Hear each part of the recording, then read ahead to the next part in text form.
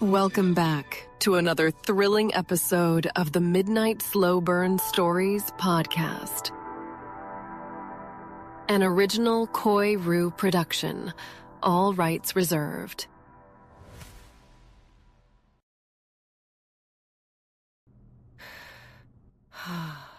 Welcome back to another thrilling episode of the Midnight Slow Burn Stories podcast.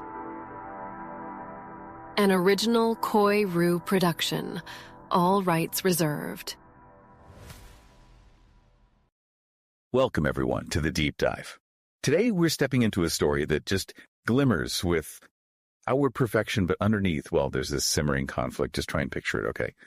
The most perfect dream wedding you can imagine. A grand ballroom, maybe? All soft lights, huge bouquets of white roses everywhere. You can almost hear the champagne glasses clinking, people murmuring happily, maybe a string quartet playing softly in the background. Very classic, yeah. And right in the middle, there's Emily, the bride. She's absolutely radiant in this ivory gown, laughing with her bridesmaids. Just, the picture of happiness. She's kind of the golden child, isn't she? Yeah. Always the center of attention. Seems like she just effortlessly gets this perfect life. Right. The one everything revolves around. But then maybe you look over and you see her sister, Sarah, standing a bit off to the side. Maybe she's like fussing with Emily's veil or something. On the surface, perfectly calm, supportive sister. But underneath that calm, there's a storm, a huge internal tempest raging inside her. Because this isn't just any wedding. It's Emily's wedding to Mark. Yeah. And Mark is someone Sarah has always had this connection with. Unspoken, but deep. And it's grown over the years. And nobody else really sees it, just them. Exactly. It is quite striking, though, how the story sets that up right away, that contrast. Yes. You have this perfect shiny surface, the celebration, everything everyone sees, and then boom, you immediately get Sarah's hidden turmoil. Like a split screen. Totally. And that gap, that tension between what's shown and what's actually felt, that's our cue, right? That we're going deep into some complex psychology here. Sure. We're peeling back the layers. Appearance versus a much, much messier reality. It really sets the stage, doesn't it? The real story isn't the wedding itself. It's what's happening inside Sarah's head. Absolutely. And that contrast, that's exactly what we're diving into today. Our mission, if you will, is to really get into this narrative, a sister sacrifice. It's told from Sarah's point of view, first person, which makes it so intimate. And it just perfectly shows how these unspoken desires and these really deep family patterns. The dynamics. Yeah, the dynamics, how they can push our choices and, ultimately affect whether we find happiness or if we even can. We're looking right into Sarah's conflict. This just agonizing struggle between loyalty to her sister. It's almost automatic for her and her own feelings for Mark, feelings she shouldn't have, right? Yeah. Because he's about to be family. And what I find so compelling about this story is how it doesn't just dump everything on you at once. It's a real slow burn. Oh, yeah. It carefully, almost deliberately reveals these complex emotions bit by bit. The tension just builds and builds until it's almost physically uncomfortable to read. You feel it tighten. Exactly. So this isn't just a quick plot summary. We're digging in, looking at every glance, every half thought, every feeling she tries to bury. Our goal here is to make sure you, listening, really get a full, textured understanding of all the forces at play. These powerful, often invisible things driving this human drama. We'll see how these tiny moments just pile up, creating this pressure cooker. Okay, let's really unpack that, this intricate tapestry, as you call it, of unspoken desires. Because that feels like the absolute core of Sarah's struggle. For years, literal years, she's had these romantic feelings for Mark, Emily's fiancé. And the story is so clear, this isn't just some fleeting crush. No, not at all. No, these are deep feelings she has worked so hard to suppress, diligently, religiously almost. Buried them under layers of sisterly loyalty, or what she thinks is loyalty, and just pure self-denial. It's not casual. It's a constant, exhausting internal fight. Like she's policing her own thoughts 24/7. Totally. It's a kind of self-sabotage, really. All to keep this fragile peace, to keep the family picture looking right. Think about how much energy that takes. To constantly deny a huge part of yourself. Oh, it's immense. And it says so much about the pressure she feels, doesn't it? This invisible pressure to fit the role she's been given in the family, to deny her own identity, her own longings. I mean, that's a classic human thing, right? Societal pressure, family pressure. It can be so strong that people just erase parts of themselves to keep things smooth. You wonder what that does to you long term. Exactly. The psychological cost must be huge. And even with all her effort to hide it, that connection between her and Mark, it wasn't totally invisible, was it? No, the story hints at it. Yeah, these little tells. A subtle awareness, it says, shared glances across a room, even just a comfortable silence between them that somehow says more than words. It suggests that, even without talking about it, something was there. A bond. A silent understanding that went way beyond just being friendly acquaintances. Precisely. And it's so important that this story makes this point. It wasn't just physical attraction. I mean, that can be powerful, but often shallow, right? Right, fleeting. But this was deeper, an intellectual connection. They got each other's jokes.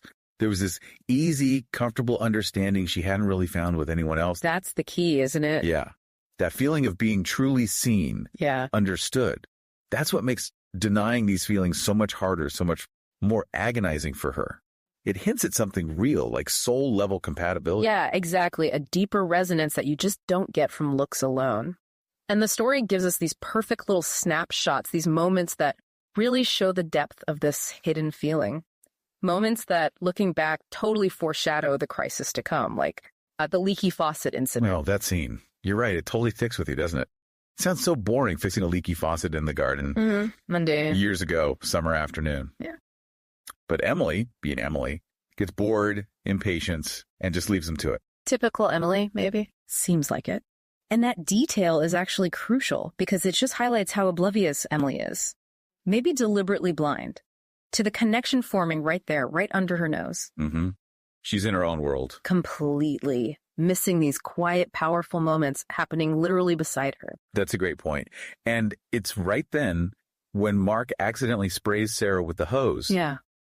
Something shifts. Yeah. They could have gotten annoyed, right? But instead they just dissolve into laughter. Yeah. Shared amusement. They end up soaked, covered in mud. Just kids again for a second. Exactly. It's not just funny. It's vulnerable, unscripted.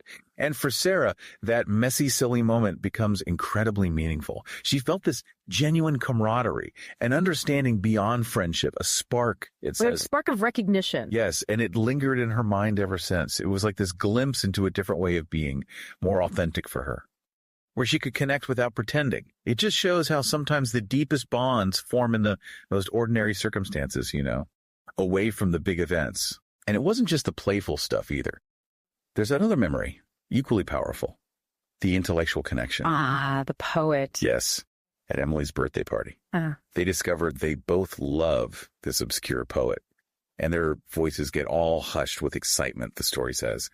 They're totally lost in the conversation, ignoring the party raging around them. It paints such a clear picture, doesn't it? Two minds just clicking, shutting out the world, finding this shared passion in their own little bubble. It's not just liking the same things, it's seeing the world in a similar way, being on the same wavelength. And these moments, as the narrative puts it so well, were the quiet whispers of a hidden connection. Yeah. They weren't just random incidents, they were building blocks, laying this emotional foundation for feelings Sarah wouldn't let herself acknowledge, definitely not act on. It's fascinating how these small, almost accidental things built up this huge reservoir of emotion inside her. A reservoir she then had to fight constantly to keep contained. Every single day. It just shows how powerful real connection is, even when it's inconvenient or forbidden. So it becomes really clear. Sarah isn't carrying this weight alone. The story then shifts focus, and bam, Mark has his own massive secret. Heavy one. He tells Sarah, point blank, in this moment of just raw honesty, I do not love Emily. And then the real killer, I never have. Oof. That just lands with such weight, doesn't it? Heartbreaking. Not just for Emily, if she knew, but for Mark himself. And of course, for Sarah, hearing it, it's an agonizing truth. And he explains why. He feels completely suffocated by the relationship. He sees it as entirely Emily's creation, this perfect picture life, like he's just an accessory in her meticulously designed world. Like a prop in her play. Exactly. He says he felt pressured into the wedding, believed it was just the right thing to do, what everyone expected, his family, her family, society. It paints this picture of a man totally trapped, not just by Emily, but by this whole web of expectations that have just stolen his agency, his own desires. He's living out someone else's script. You can really feel his desperation, can't you? Yeah. He's just going through the motions, stuck. And he realizes Emily doesn't truly get him. doesn't share his values. Yeah. And then there's that detail. Oh, it's so telling. He says she even pretended to like his music. Ouch. That little detail speaks volumes, doesn't it? It really does. It's not just about different taste. It suggests this fundamental lack of genuine understanding, of acceptance. It just adds this layer of fakeness to their whole relationship, at least from his side. Deepens his unhappiness. Shows how hollow it all feels to him. It's not just no love, it's no real connection. That detail is incredibly revealing, and it makes you wonder, doesn't it? How much of Emily's perfect picture was really for her, and how much was just performance, for show, for everyone else's approval. Mm-hmm. And Mark's plea to Sarah, desperate, frantic, almost abandon the wedding, run away with me. He promises this life of shared passions, genuine connection, Italy maybe. It shows this deep, almost primal need for authenticity in him. It's not just wanting to escape. No. It's a cry for freedom from unhappiness, a desire to live a life that actually feels like his, not one built by someone else's rules or expectations or the illusion of what should be. He needs his inner world and outer world to match up. Okay, so let's connect all this personal angst to the bigger picture, the family stuff. Yeah. Because those ingrained family dynamics, they're huge here. Absolutely fundamental. The relationship between Sarah and Emily isn't just background noise. It's critical. It's shaped Sarah's whole identity, basically from day one. Yeah. Emily, she's the golden child. Mm-hmm. Radiant, confident. Yeah, used to being the center of attention, always shown brightest, got all the notice, effortlessly it seems. That's such a common dynamic, isn't it? Powerful, too. Every family kind of develops its own system. Unspoken rules, assigned roles, expectations passed down. Right, and Sarah. She's cast in the opposite role, the quiet observer, the one who learned over years and years to just fade into the background and, crucially, to suppress her own needs, her own feelings, her desires. It's not just her personality. It's a role she's learned to play perfectly within that family unit. And that dynamic alone creates this huge imbalance from the start. And the story shows it's not a healthy dynamic at all. Yeah. It makes it clear this imbalance fostered subtle competition, unspoken resentment in Sarah. You can feel it simmering. Totally. That deep pang of resentment from always being overshadowed, her own successes or wants minimized next to Emily's glow. And on the wedding day, when she's running around doing things for Emily, she feels it again, that familiar pang. A reminder of all those years, those unspoken rules. It's like a lifetime of quiet comparisons just boiling over emotionally. Yeah. A silent tally of emotional debt. But even with all that resentment bubbling underneath, her loyalty, her sense of duty to Emily, it's presented as absolutely paramount, almost sacred. Mm-hmm. Unshakable. That commitment is the main thing driving her choices in the end. When she tells Mark, I can't do this to Emily, I won't destroy her life, that's not just words. No, it's her core belief system speaking. Exactly. A moral code built over years of family expectation.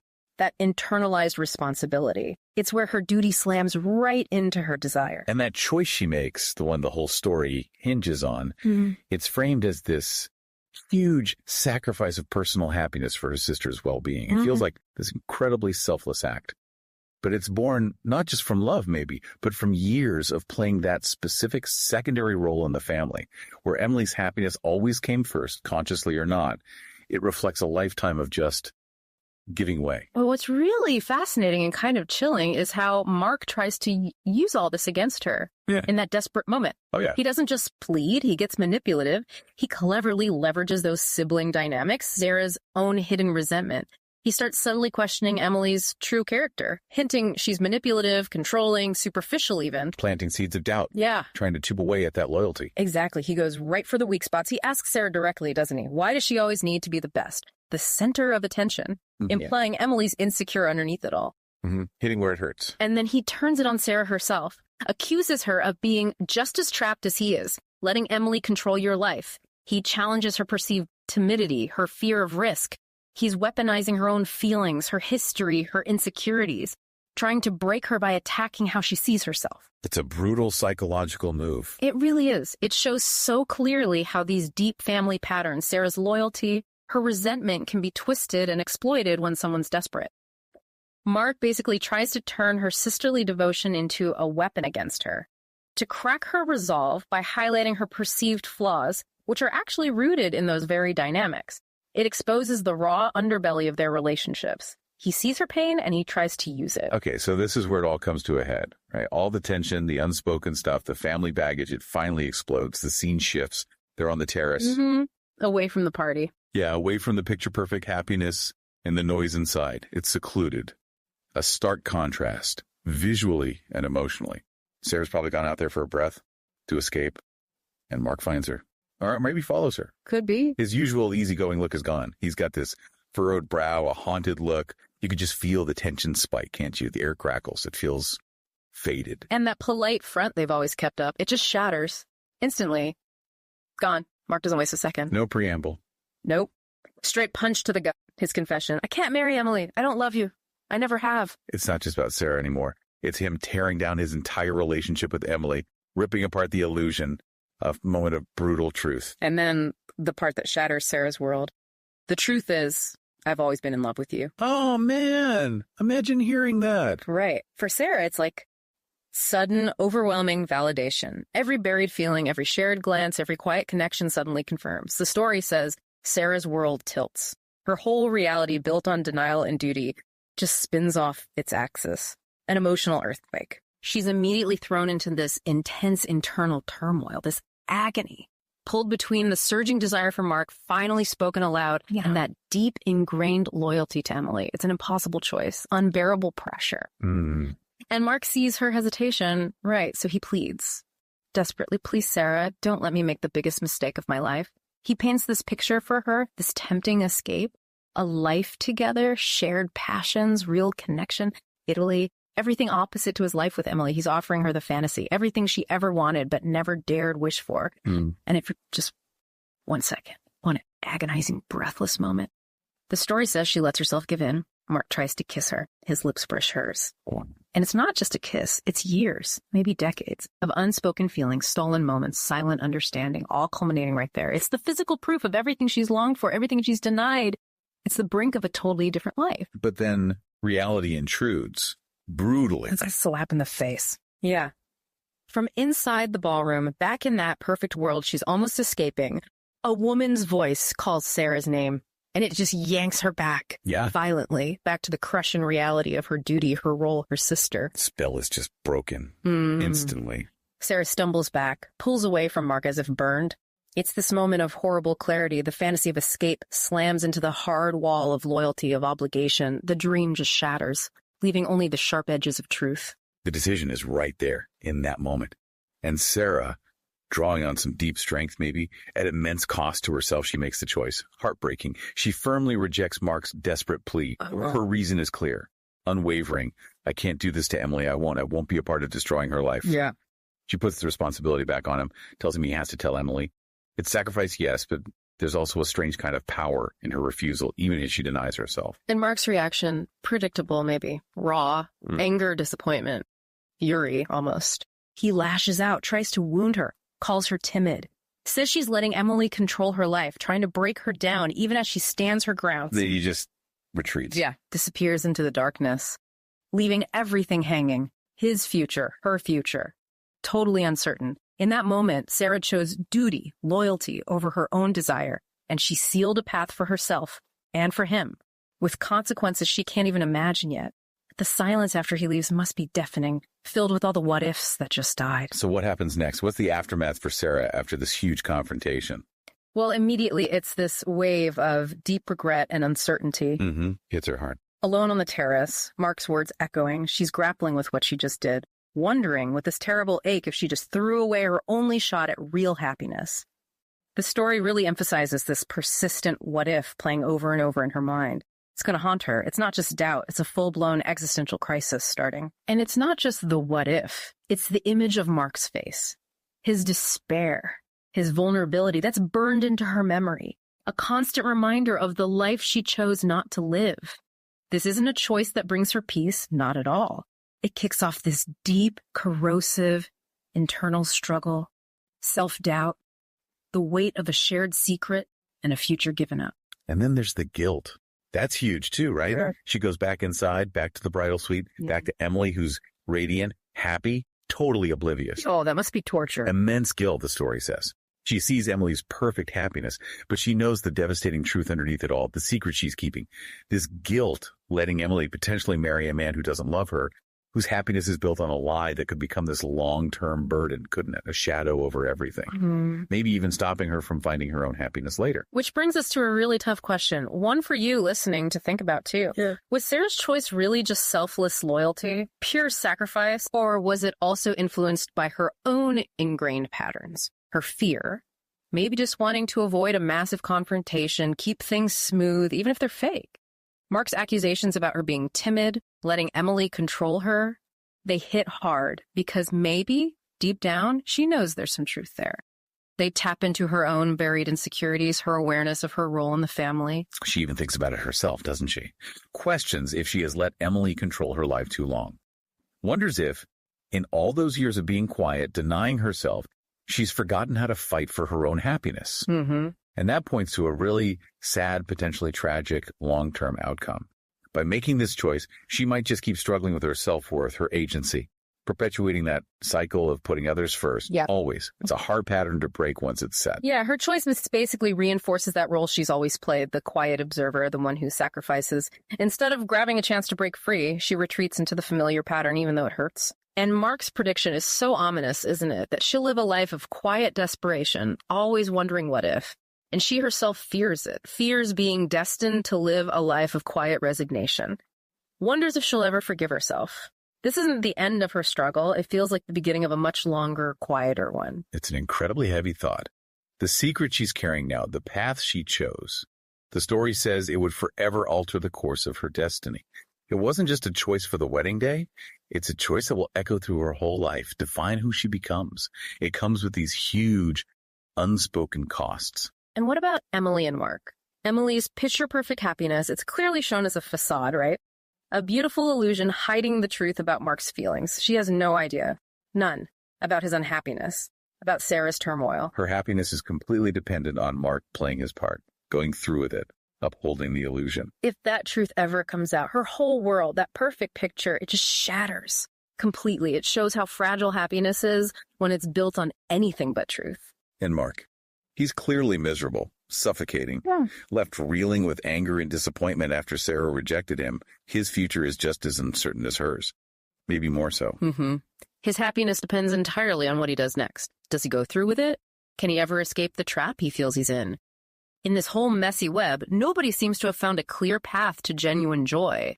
Every option seems loaded with compromise, with longing. Which leads us right to the ending, or the non-ending, which is kind of the genius of this story, isn't it? The ambiguity. Oh, absolutely. It's brilliantly done. The climax is set up with so much tension. The wedding ceremony starts. Emily's walking down the aisle, radiant, beautiful. Mark's at the altar, but he looks pale and drawn.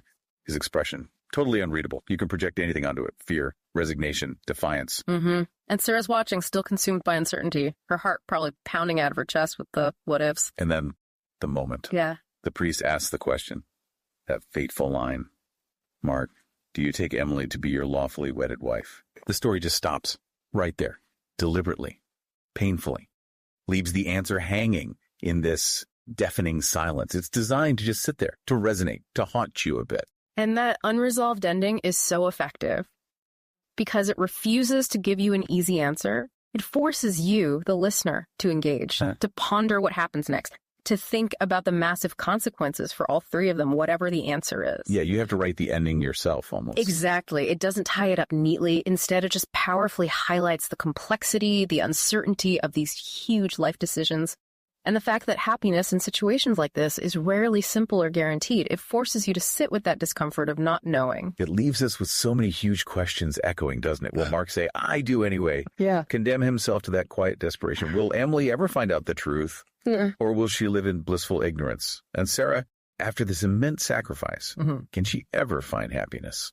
Or even just forgive herself? The ambiguity just throws all those unfulfilled desires and the uncertain future into sharp relief for everyone involved. It's this haunting reminder, really, that the choices we make, and maybe even more, the secrets we keep, they change our lives forever, often with this deep, unspoken, unseen cost. Well, thank you for joining us on this deep dive today. We've really journeyed into a sister's sacrifice, haven't we?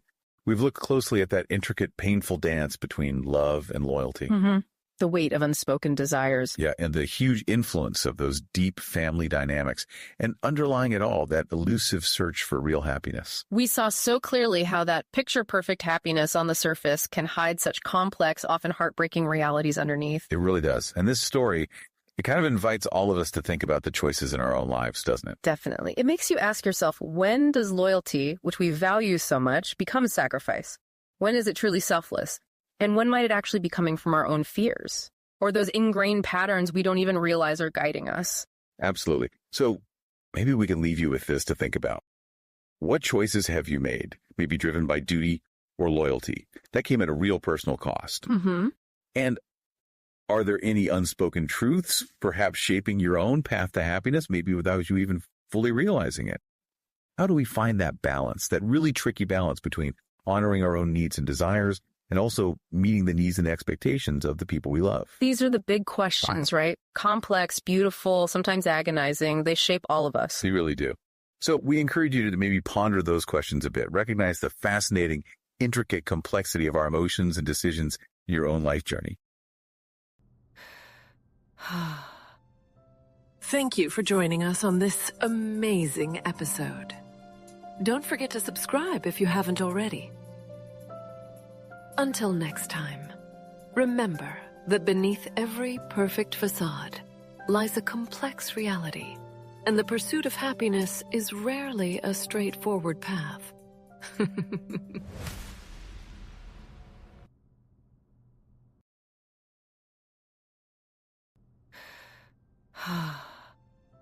Thank you for joining us on this amazing episode.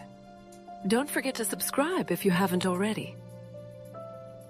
Until next time, remember that beneath every perfect facade lies a complex reality, and the pursuit of happiness is rarely a straightforward path.